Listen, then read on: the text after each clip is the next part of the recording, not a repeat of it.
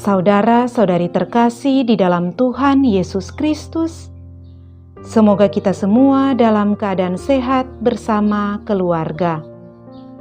Saat ini marilah kita mendengarkan bacaan kitab suci dan renungan harian Senin 26 April tahun 2021. Bacaan pertama. Bacaan dari Kisah Para Rasul. Rasul-rasul dan saudara-saudara di Yudea mendengar bahwa bangsa-bangsa lain juga menerima firman Allah. Ketika Petrus tiba di Yerusalem, orang-orang dari golongan bersunat berselisih pendapat dengan dia. Kata mereka, "Engkau telah masuk ke rumah orang-orang yang tidak bersunat dan makan bersama-sama dengan mereka." Tetapi Petrus menjelaskan segala sesuatu berturut-turut, katanya, "Ketika aku sedang berdoa di kota Yope, tiba-tiba rohku diliputi kuasa ilahi dan aku melihat suatu penglihatan. Suatu benda berbentuk kain lebar yang bergantung pada keempat sudutnya diturunkan dari langit sampai di depanku. Aku menatapnya, dan di dalamnya aku lihat segala jenis binatang berkaki empat, binatang liar, binatang melata, dan burung-burung. Lalu aku mendengar suara berkata kepadaku, 'Bangunlah hai Petrus, sembelilah dan makanlah.' Tetapi aku berkata, 'Tidak Tuhan, tidak. Belum pernah sesuatu yang haram dan tidak tahir masuk ke dalam mulutku.' Akan tetapi, untuk kedua kalinya suara dari surga berkata kepadaku, 'Apa yang dinyatakan halal oleh Allah, tidak boleh engkau nyatakan haram.' Hal itu terjadi sampai 3 kali, lalu semuanya ditarik kembali ke langit. Dan saat itu juga, 3 orang berdiri di depan rumah, di mana kami menumpang. Mereka diutus kepadaku dari Kaisarea. Lalu kata Roh kepadaku, 'Pergilah bersama mereka dengan tidak bimbang, dan 6 saudara ini menyertai aku.' Kami masuk ke dalam rumah Kornelius, perwira Romawi itu, dan ia menceritakan kepada kami bagaimana ia melihat seorang malaikat berdiri di dalam rumahnya dan berkata kepadanya, 'Suruhlah orang ke Yope untuk menjemput Simon yang disebut Petrus. Ia akan menyampaikan suatu berita kepada kamu yang akan mendatangkan keselamatan bagimu dan bagi seluruh isi rumahmu.' Dan ketika aku mulai berbicara, turunlah Roh Kudus ke atas mereka, sama seperti dahulu ke atas kita. Maka teringatlah aku akan perkataan Tuhan. Yohanes membaptis dengan air, tetapi kamu akan dibaptis dengan Roh Kudus. Jadi, jika Allah memberikan kurnia-Nya kepada mereka, sama seperti kepada kita pada waktu kita mulai percaya kepada Yesus Kristus, bagaimanakah mungkin aku mencegah dia?" Ketika mendengar hal itu, mereka menjadi tenang, lalu memuliakan Allah, katanya. Jadi, kepada bangsa-bangsa lain pun, Allah mengaruniakan pertobatan yang memimpin kepada hidup. Demikianlah sabda Tuhan. Syukur kepada Allah. Bacaan Injil. Inilah Injil Yesus Kristus menurut Yohanes. Dimuliakanlah Tuhan. Sekali peristiwa, Yesus berkata kepada orang-orang Farisi, "Aku berkata kepadamu, sesungguhnya siapa yang masuk ke dalam kandang domba tidak melalui pintu, tetapi dengan memanjat tembok, ia adalah seorang pencuri dan seorang perampok. Tetapi siapa yang masuk melalui pintu, ia adalah gembala domba. Untuk dia penjaga membuka pintu, dan domba-domba mendengarkan suaranya. Ia memanggil dombanya masing-masing menurut namanya dan menuntunnya keluar. Jika semua dombanya telah dibawanya keluar, ia berjalan di depan mereka, dan domba-dombanya itu mengikuti dia, karena mereka mengenal suaranya. Tetapi seorang asing pasti tidak mereka ikuti. Malah mereka lari daripadanya, karena suara orang-orang asing tidak mereka kenal. Itulah yang dikatakan Yesus dalam perumpamaan kepada mereka. Tetapi mereka tidak mengerti apa maksudnya ia berkata demikian kepada mereka.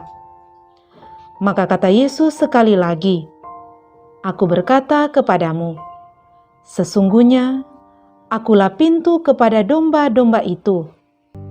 Semua orang yang datang sebelum aku adalah pencuri dan perampok, dan domba-domba itu tidak mendengarkan mereka. Akulah pintu, barang siapa masuk melalui aku, ia akan selamat. Ia akan masuk dan keluar dan menemukan padang rumput. Pencuri datang hanya untuk mencuri, membunuh dan membinasakan.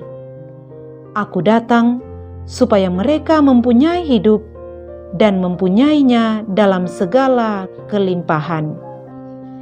Demikianlah Injil Tuhan.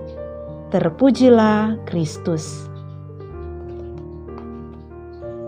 Saudara-saudari terkasih di dalam Tuhan Yesus Kristus, renungan kita di saat ini diberi judul "Akulah Pintu". Saudara-saudari terkasih, seorang peternak tentu tidak menghendaki ternaknya terancam bahaya, karena itu dapat merugikannya. Peternak itu akan berusaha menjaga ternaknya dari segala macam ancaman yang dapat mengurangi jumlah ternaknya. Hal yang sama dilakukan Tuhan Yesus yang adalah gembala bagi kita, domba-dombanya.